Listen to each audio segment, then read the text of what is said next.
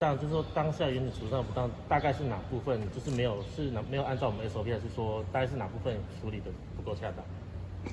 案件发生当下，公正派出所线上警力有2名，值班1名，在所就2名。那在处理的过程，就是这4名有在处理。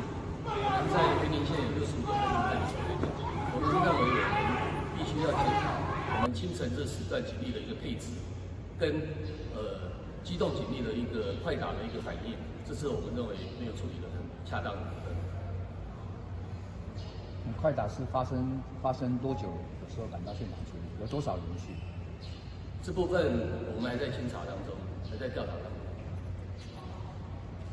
所以快打的机制没有很稳定。这部分我们是我们当下因为它整个过程不是很清楚，所以快打打的时候，我们原警对空鸣枪制止以后，他们已经做鸟兽散。我们快打的机制赶到现场有多少后台？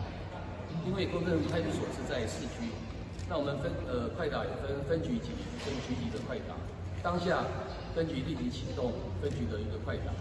那不管是周边派出所以及分局的警力，都有第时陆续的抵达公证所来做相关的一个支援处理。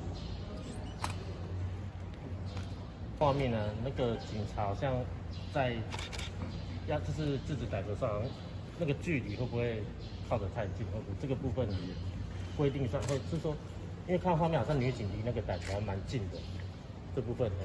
这部分有关危机状况现场的处理。我想这个发生的很紧促，我们远警的反应或许有不完全周到的地方，这部分我们会加强我们远警的教育训练，以及各方面的实务的一个教育，来增强我们远警反应处理的一个技能。